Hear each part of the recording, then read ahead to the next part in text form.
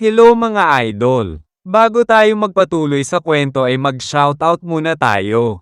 Shoutout po sa iyo Idol Ruben Mantalaba, shoutout po sa iyo Idol Ruben Labanon, shoutout po sa iyo Idol Rems Pag-ala, shoutout po sa iyo Idol Gislam Montañez at kay Josel Montañez na Moldita, shoutout po sa iyo Idol Babe Blanco, shoutout po sa iyo Idol Jason Del Lova pati na rin kay Miss Jennifer Besana Yobet ng Rojas City Capiz, shoutout po sa iyo Idol Marky Johnson Borromeo, shoutout po sa iyo Idol Tat Alanes, shoutout po sa iyo Idol Rainiel Servidad, shoutout po sa iyo Idol Ranger Thunder TV at sa misis mo na si Inday Terol, shoutout po sa iyo Idol Arturo Abrio at sa Abrio family ng Barangay ni Baliw Narvarte San Fabian Pangasinan, shoutout po sa iyo Idol Anjo Sarmiento at sa Sarmiento family, shoutout po sa iyo Idol Reynold Saludo, shoutout po sa iyo Idol Edwin Brabanti ng Maribeles Bataan, shoutout po sa iyo Idol Nikki Igeren, shoutout po sa iyo Idol Harold at sa pinsan mo na si Nikki Ivan Lopez na nasa LA, shoutout po sa iyo Idol Francis Fernandez, shoutout po sa iyo Idol Nico Carceda ng Puerto Palawan, shoutout po sa iyo Boss Ezekiel Sanchez ng Saudi Arabia, shoutout po sa iyo Idol Translation Manwa, shoutout po sa iyo Idol J Swing, shoutout po sa iyo Idol JV Donato, shoutout po sa iyo Idol Marie Har Abe, shoutout po sa iyo Idol Robert Patente pati sa mag-ina mo at belated happy birthday Rohenia and Marigan Patente, shoutout po sa iyo Idol Evelyn Rebato at sa boyfriend mo na pangit pero mahal mo, shoutout po sa iyo Idol Sheila Putong at kay Susan Diabordo Moza, shoutout po sa iyo Idol Daniel Coros at kay Jessica Molly Ari, shoutout po sa iyo Idol Raybert TV pati kay Gregor at Pingping ng Davao City, shoutout po sa iyo Idol John Andrew Cruz pati kay Poging si RJ Cruz ng Taytay Rizal at sa anak na si Jamaica at Jasmine Cruz, at belated happy birthday sa iyo Idol Miko Biagkong at shoutout sa kaibigan mo pati sa asawa mo na si Anan at sa anak mo na si Sofia at Adriel. Maraming salamat sa pagsuporta mga idol.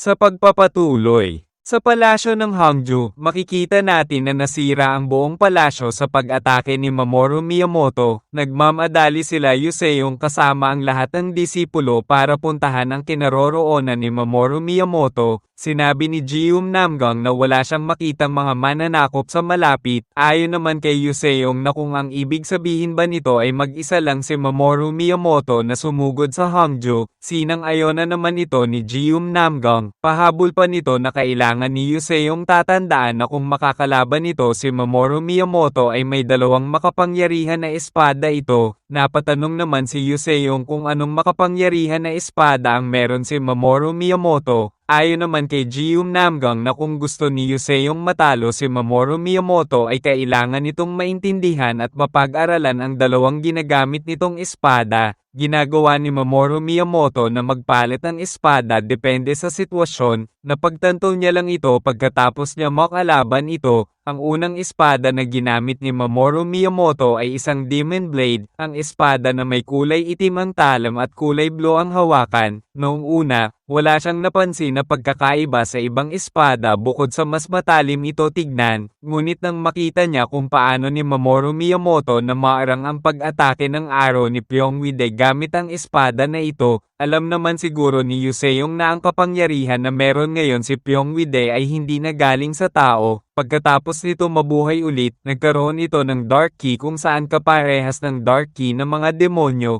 at gayon pa man, ang espadang iyon ay tumago sa Dark Key na parang papel. Putulin ang kasamaan upang ipakita ang katarungan. Ang espada na ito ang dahilan kung bakit nagawa ni Mamoru Miyamoto na matalo ang halimaw na Arachna. Hindi na lang makapaniwala si Yuseong sa mga narinig niya. Sa isip-isip nito na ang Demon Blade na kayang hiwain ng mga demonyo. Ito ang tiyak na nagpapaliwanag kung paano napatay ang Arachna. Sinabi naman ni Jium Namgang na ang isa pang espada nito ay ang ginagamit ni Mamoru Miyamoto sa pakikipaglaban sa mga gumagamit ng ki at espada na tulad niya. May kulay pula na hawakan ito at kaya ng espada na ito na maabsorb ang mga ki ng kalaban, at ang mas malakas na ki na maabsorb nito ay mas lalong nagpapalakas sa espada na ito. Kung naaalala pa ba ni Yuseong kung paano nagawang maarang ng espada na ito ang malakas na pag-atake niya noon, siya ay nag-iisang humarap laban sa hindi mabilang na mga teknik ng Merem Alliance, at sabay-sabay sila naglunsad ng pag-atake noon, napaglabanan niya ang lahat ng mga pag-atakeng iyon nang hindi nakatanggap ng kahit isang sugat. Napagtanto ni Yuseong na tama si Jium Namgang, naalala na niya ang espada na ito.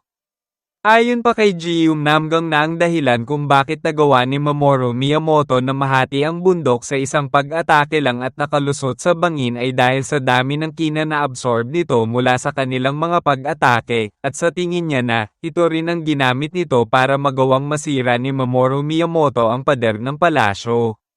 Sa kabilang banda sa kabilugan ng kulay pulang buwan, makikita natin si Mamoru Miyamoto na nakatayo hawak ang espada na Masamune at nanlilisik ang mga mata, habang ang mga sundalo naman ng Zhejiang ay nakaharap dito at nag-aantay lang kung kailan aatakihin si Mamoru Miyamoto. Makikita natin sa mga muka ng mga sundalo ang kaba habang nakatingin kay Mamoru Miyamoto. Sa isip-isip ni Admiral Song na si Mamoru Miyamoto nga ang dumating, expected na niya ito, talagang pinanindigan ni Mamoru Miyamoto ang reputasyon na meron ito. May sapat itong kina kahit ang 10,000 tauhan ng Zhejiang ay hindi madaling talunin ito, isa itong tunay na mandirigma, sayang ang taong ito at nagkataon na kalaban nila ito. Ngunit nakapagtataka lang para sa kanya, kung pinapasok nito ang kanyang mga troops pagkatapos wasakin ang mga pader ng Kastilyo, maaari silang gumawa ng hindi na mababawi na pinsala. Gayunpaman, wala siyang nakikita ni isa sa mananakop sa lugar, at hindi lang iyon, pagkatapos ng gayong pagpapakita ng kapangyarihan, nananatili lang itong nakatayo at walang ginagawa. Karaniwan na para sa isang commander na manguna sa isang offense iba, ngunit ito ay naiiba, hindi ito nangunguna para sumugod kasama ang puwersa niya sapagkat mag-isa lang ito, ang ginagawa nito ngayon ay parang isang pagpapakamatay.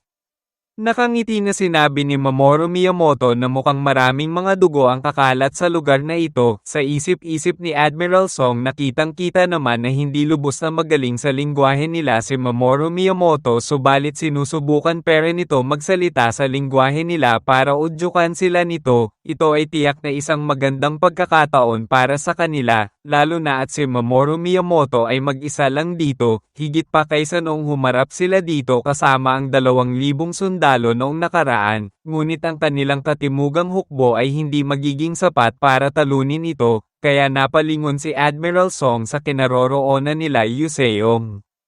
Seryosong nakatingin lang din si Yuseong sa kinaroroonan ni Mamoru Miyamoto, kahit na si Giho at Soso ay nakikiramdam lang din habang nakatingin kay Mamoru Miyamoto, pati si Jium Namgang at Baekru Moyong ay seryosong nakatingin din dito, habang ang lahat ng sundalo ng Zhejiang at disipulo ng Merem Alliance ay naghahanda na para umatake, pati si Pyongwide kasama ang mga namamana ay naghahanda na rin. Kaya nakangiti na tinanong ni Yuseong ang sarili niyang hukbo kung handa na ang lahat. Masaya na tumugon naman ang mga ito habang tinatawag si Yuseong na general. Sa isip-isip ni Yuseong na isa na nga pala siya ngayon na general, hindi naman importante na ito ngayon kaso medyo weird para sa kanya na tawagin siyang ganoon. Inutusan ni Yuseong ang isang sundalo na sabihin kay Admiral Song na ilagay na ang lahat ng sundalo sa posisyon nila. Malugod na sinunod naman ito ng sundalo, samantalang napapangiti na lang si Jujo sa nangyayari,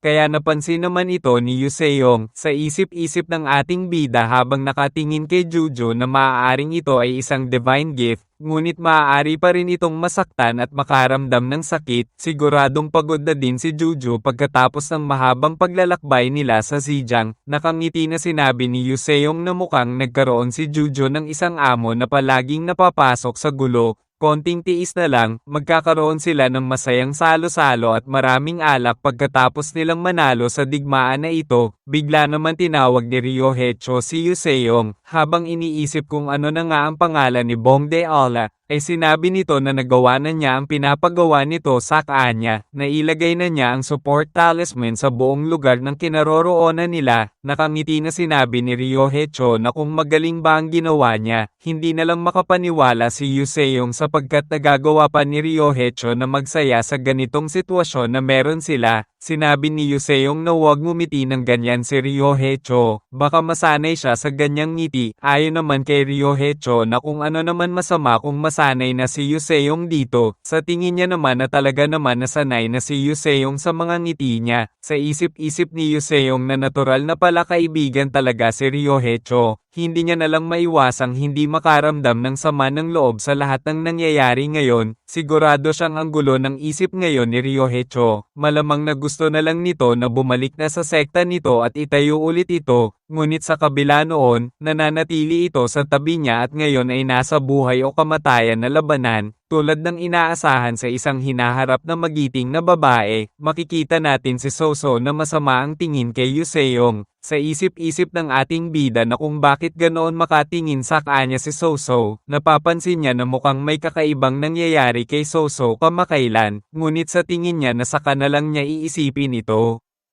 Ang admiral ang namamahala sa mga sundalo sa kabilang panig at mayroon din siyang humigit kumulang 1,000 sundalo sa ilalim ng kanyang utos. Hindi niya na lang alam kung paano siya nakakaramdam ng sobrang kalmado samantalang hindi pa siya namumuno ng ganito karaming hukbo. Well, at least alam niya ang mga eksaktong salita na kailangan nilang marinig. Pagkatapos ng lahat, mayroon na siyang 10 taong karanasan na marinig ang mga salitang ito. Seryosong tumingin si Yu Seong sa mga sundalo na hinahawakan niya. Malakas na sinigaw ni Yu Seong na ang kalaban sa harap nila ay lubos ng makapangyarihan. Malaki ang tsansa na marami sa kanila ang mawawalan ng buhay kahit na sila ay nanalo. Kung sila ay magwawagi, sila ay makakabalik sa kanilang mga lupain at muling itatayo ito, at kahit na sila ay mamatay, ang mga taong nakatayo sa tabi nila ay sisiguraduhin na ang iyong pamilya ay mapangalagaan. Ngunit kung matatalo sila dito, ang 10,000 mananakop na hawak ni Mamoru Miyamoto ay mag-uumpisa na ulit umabante at sakupin ang buong Zhejiang, at kung mangyari man yon, hindi lang sila natalo sa Zhejiang, hindi lang din sa kanilang mga kampo, ngunit pati na rin ang kanilang mga pamilya at mga tahanan ay masasakop din, kaya kailangan nilang mapigilan ang mga ito dito mismo. Kaya ang tagumpay ang tanging pagpipilian nila. Malakas na sumigaw ang mga sundalo at nagbigay sa kanila ng lakas ng loob ang mga katagang sinabi ni Yu Seong. Naghanda na rin ang ating bida at nilabas na niya ang Phantom Bow at ginamit ang 10-weapon Demon Style, Quintuple Weapon Art Second Technique, Quadruple Shot. Naghanda na rin ang mga namamana ng mga sundalo. Kahit si Pyongwide ay naghanda na rin, hanggang sa umatake na ang mga sundalo, kahit ang ating bida ay nilunsad na din ang atake niya pataas, kaya makikita nating ang 4 na sandata ni Yu Seong na lumilipad sa ere ng napakabilis. Napansin naman ito ni Mamoru Miyamoto, habang nakatingin sa napakaraming mga arrow na papunta sa kanya ay sa isip-isip nito na nag-umpisa na ang laban. Makikita natin ang mga arrow kasama ang 4 na sandata ni Yu Seong na mabilis na bumubulusok.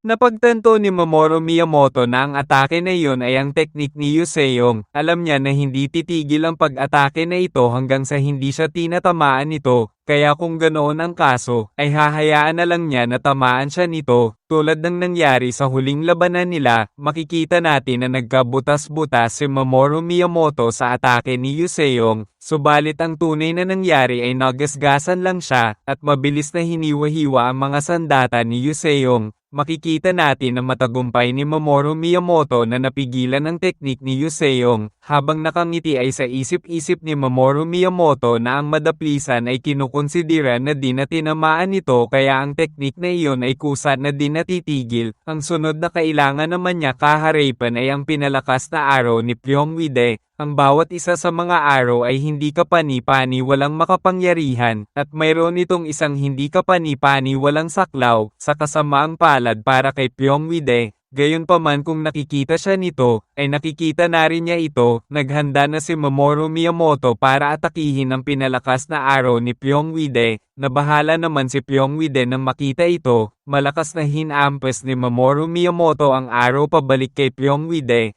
kaya mabilis na bumubulusok ang arrow, na kinabahala ni Pyongwide at ng sundalo na kasama nito, subalit nagawa naman ng sundalo na maarang ang arrow sa pamamagitan ng pagharang ng malaking kalasag. Hindi na lang makapaniwala si Mamoru Miyamoto nang makita ito, na pagtanto niya na gawa ang kalasag na ito tulad ng kalasag na gamit ni Giho. Makikita natin ang napakaraming mga arrow na papalapit na kay Mamoru Miyamoto. Naghanda naman na si Mamoru Miyamoto at pinatagilid na niya ang espada na Muramasa at ang Masamune, at naglunsad ng atake na nagpawalang bisa sa lahat ng arrow na papalapit. Habang unti-unting bumababa sa ere, ay napapangiti na lang ito habang sinasabi na mukhang naghanda talaga ang mga ito para sa kanya.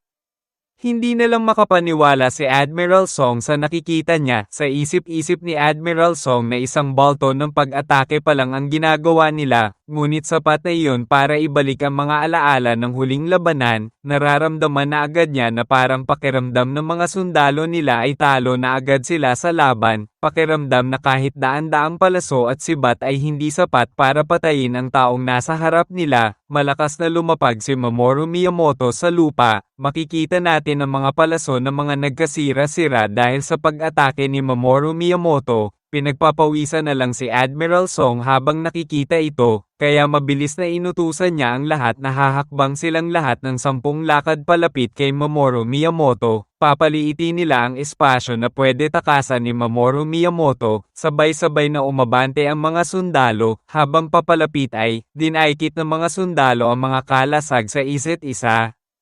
Habang makikita natin si Jium Namgang na umapak sa taas ng kalasag, at binubunot na nito ang kanyang espada, at mataas na tumalon sa ere, na napansin naman ni Mamoru Miyamoto ito, habang si Pyongwide naman ay naglunsad ng isang pag-atake, na napansin naman ni Mamoru Miyamoto ito, kaya nagawa niyang maarang ang pag-atake ni Pyongwide, subalit ginamit naman ni Jium Namgang ang Cloudless Heaven Sword, 5th technique, Cloudless Heaven Press, na direktang tumama naman kay Mamoru Miyamoto ito. Napapasukan na lang ng dugo si Mamoru Miyamoto sa pag-atake na ito. Sa isip-isip ni Yuseong na umabot na sa 9 na metro ang lawak ng pag-atake na iyon, samantalang noong naglaban sila ni Jium Namgang ay nasa 3 metro pa lang ito. Napagtanto niyang ang bilis ng nilakas ni Jium Namgang mula sa last na laban nila nito. Napapangiti na lang si Yuseong habang naaalala ang sinabi ni Jium Namgang kanina, na ang palaging teknik na gagamitin lang ni Jium Namgang ay ang Cloudless Heaven Press, siguro dahil isa itong malawakan at malayuan na pag-atake, at ang espada ni Mamoru Miyamoto ay hindi kayang matugunan ng pag-atake na iyon. Mas mabuting manatili sa martial arts tulad ng ginagamit ni Yuseong o Giho kaysa sa key techniques. Napangiti naman si Yuseong dito at sinabi niya na mukhang nalaman na din ni Jium Namgang na ang 10-weapon demon style niya ay hindi gumagamit ng maraming ki. Ayon naman kay Jium Namgang na ang lahat ng makakalaban ni Yuseong ay malalaman ang patungkol doon. Ang ki na inilalabas mula sa estilo ni Yuseong, ang dragon, ang tigre, ang ahas, at ang lobo. May konting kilang na nadagdag sa galaw at hugis ng bawat armas. Hindi niya sinasabi ito dahil sa minamaliit niya ito. Ibig sabihin lang nito ay malakas na si Yuseong at kailangan na lang ng dagdag na kaunting ki sa mga teknik na ginagamit nito. Kaya naman naniniwala si Jium Namgang na in terms of fundamentals, ang martial arts ni Yuseong ang pinakamalakas. Natahimik na lang si Yuseong nang marinig ito. Sa isip-isip ni Yuseong na nahihirapan siya maglabas ng mas maraming ki dito, siguro ito ang naging rason kung bakit siya ang huling namatay noon.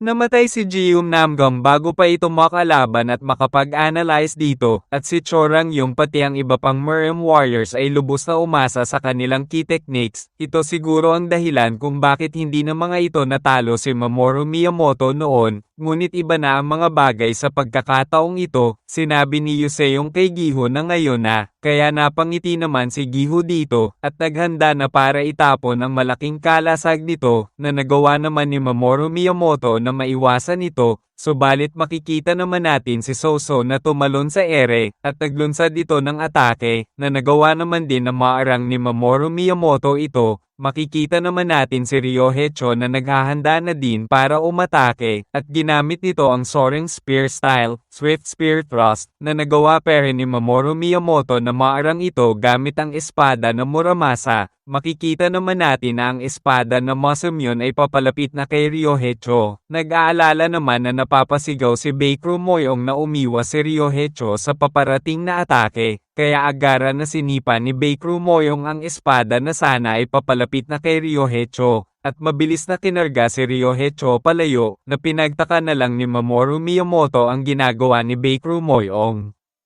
Habang nakangiti ay napagtanto ni Mamoru Miyamoto na maraming mga buta sa mga pag-atake ng mga Little Demon na ito, subalit ang lahat ng ito ay maganda ang teamwork kaya napupunan ng bawat isa ang butas na ito. Sa tingin niya na mukhang nabigyan na niya ng maraming oras ang mga kabataan na ito para makapaghanda. Makikita natin na sabay-sabay nang sumusugod ang mga disipulo ng Institute. Mabilis na hiniwan ni Mamoru Miyamoto ang isang disipulo, habang ang isa naman ay pinugutan niya ng ulo. Subalit nagtataka naman si Mamoru Miyamoto kung ano ang nabangga niya, hanggang sa may mabilis na tumusok na sibat na nagawa naman ni Mamoru Miyamoto na maiwasan ito. Mabilis na umatras si Mamoru Miyamoto habang ang mga sundalo na may malaking kalasag ay umaabante habang nakatutok ang mga sibat. Napapaisip na lang si Mamoru Miyamoto na kailan pa nakalapit ang mga sundalo na may mga kalasag na ito. Bigla naman sumulpot ang ating bida sa likod ni Mamoru Miyamoto, na naramdaman at kinabahala naman ito. Ginamit ni Yuseong ang 10-weapon demon style, sextuple weapon art, 6 technique, toss and turn. Makikita natin ang mabibilis na pag-atake ni Yuseong na nagagawa naman ni Mamoru Miyamoto na maarang ang mga ito. Malakas na nilunsad ni Yuseong ang isang pag-atake, na naiwasan naman ni Mamoru Miyamoto ito. Nakangiti na sinabi ni Mamoru Miyamoto na masaya siyang makita ulit ang batang Azura. Ayon naman sa ating bida na hindi siya masayang makita ito, naghanda naman si Mamoru Miyamoto para umatake, at direktang tinamaan naman si Yuseong sa tagiliran, kung saan makikita natin na nawasak ang mga buto nito. Kaya napapasigaw na lang ng malakas si Yuseong sa sobrang sakit ng naramdaman niya. Nag-aalala naman si Soso at Giho, pati na rin si Jium Namgang nang makita ito. Habang nakahawak sa tagiliran si Yuseong ay halos matamba na ito. Sinabi ni Mamoru Miyamoto na tulad ng inaasahan niya sa Phantom Serpent Tunic na suot ni Yuseong, hindi niya kayang mahiwa ito. Ngayon, ay nagtataka na lang siya kung bakit hindi may lalabas ang makapangyarihang Masamune ng buong kapangyarihan nito. Napagtanto na lang ni Mamoru Miyamoto kung bakit, habang ang ating bida ay napaupo na sa sahig dahil sa sakit na naramdaman niya sa pag-atake na iyon. Habang nakatutok ang espada ay sinabi ni Mamoru Miyamoto na ngayon ay alam na niya kung bakit. Sa tingin niya na napagtanto na ni Yuseong ang sekreto ng espada na Masamune. Ang mga puwersa nila Yuseong ay sinusubukan na hindi ibigay ang lahat ng lakas ng mga ito, dahil alam na ng lahat na ang espada na Masamune ay humihigop ng lakas at kinang kalaban, ngunit nakapagtataka lang na ang mga espada nila ay nagtama na sa isa't isa kaya dapat ay ang Masamune niya ay nanakaw na ang ki at enerhiya ni Yuseong. Ngunit wala man lang siya naramdaman kahit konting enerhiya o ki dito. Sa totoo lang ay marami na siyang narinig patungkol kay Yuseong. Ito ang Little Demon na pumutol ng ulo ni Yoshiki Tanaka, at isa-isang pinaslang ang mga malalakas na mandirigma ng kanilang puwersa. Kung ang Masamune niya ay hindi magawang manako ang kapangyarihan ni Yuseong, siguro ay mas maigi na ipakita na lang nila ang lahat ng kanilang kakayahan at lakas sa isa't isa. Kailangan ni Yuseong ipakita sa kanila kung totoo bang malakas ito base sa mga kwento. Sa isip-isip ni Yuseong na hanggat hawak ni Mamoru Miyamoto ang espadang Masamune, ang pag-atake niyang yelo o apoy ay magpapalakas lang dito. Ang 10-weapon demon style ang kung saan ay pinakasanay siyang gamitin. Nagagalit na lang ang ating bida habang unti-unting tumatayo. Sa isip-isip ni Yuseong na walang rason para iwasan niyang gamitin ang teknik na ito, ginamit na ni Yuseong ang 10-weapon demon style, Azura. Ayon kay Mamoru Miyamoto na ngayon ay nakuha na niya ito, ito pala ang enerhiya nito.